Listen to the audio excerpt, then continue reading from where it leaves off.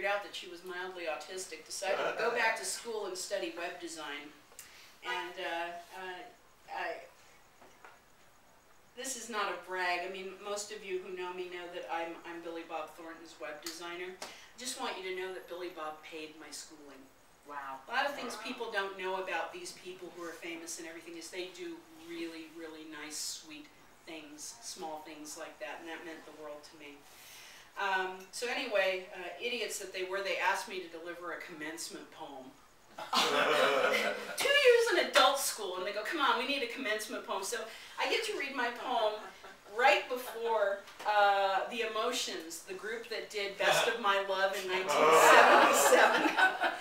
Well, two of The Emotions are the staff secretaries at this adult school. So every graduation, they crank up the karaoke machine and they do Best of My Love at commencement.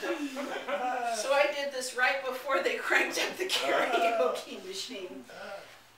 And this is as much a comment on trying to make the best of the life that you're given, and you have to work with it and work with accepting the limitations or even the possibilities that are opened up by discovering what you are, but also that just about everybody in that school in some way was broken or held back by something, and they just persistently keep going every day to school. And if that doesn't inspire you, nothing can. This is called ECC North Valley Campus. 2 years ago, I came here as a refugee from that wacky corporate cubicle culture. Sick of working for all the low-hanging fruit, I yearned for a life in which I would never have to apologize again for being mildly autistic, for getting older, for being a bright but average-looking female, for answering to the standards of integrity instilled in me by my parents, for wondering why we couldn't do it better. At the end of my first month here, it struck me that this school is a wonderland of second chances, that people who often carried burdens as invisible as mine were constructing second lives, authentic lives, one line of code, one upholsterer's stitch, one welder's spark, one shadow play of human hands at a time. Each morning in the parking lot, I observe men and women with linchpinned bodies broken by war and accidents. I see girls gussying up in the bathrooms as they teeter stylishly on the brink of gang culture.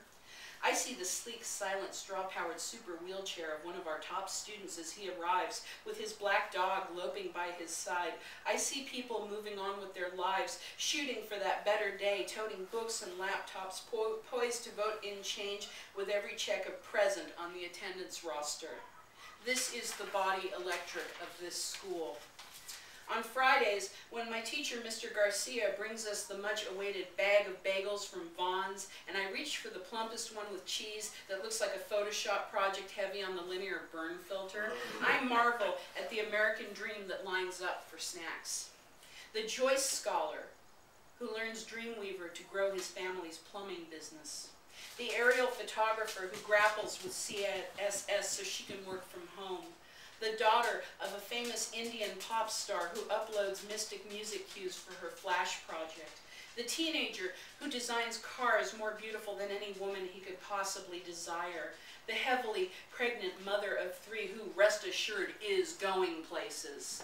The veteran radio and TV actor who, like my dad, proves you never stop learning until the day you die. And let's not forget George from Iraq. Ever generous with the powdered sugar pastries from Armenian bakeries, last fall the Silmar fire leveled his house, taking everything with it but his family and his Christian faith. Yet George keeps on keeping on. Boy, oh boy, do we love George and his pastries. It is a classroom whose denizens hail from Yorkshire, Oslo, Rio, Seoul, and Palmdale, Lancaster. Don't laugh when I say every single one of them has told me that they believe in this country, that there is no country on earth greater than the United States, and they should know, having come from somewhere else.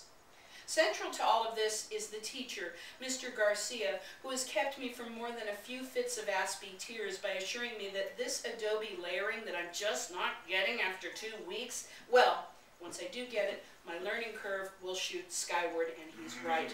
Eventually, I do get it. I learn by doing. An intimidating program is now a tool and my boon companion for the future. And this is not because he shows me exactly how to do it, but because he shows me I can do it. And now I do.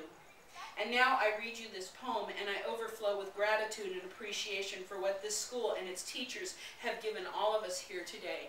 Patience, accessibility, higher expectations, confidence, change, our hands on the tiller. It's the kind of school where I can stop apologizing for who I am and forge a higher destiny because of who I can be. Thank you.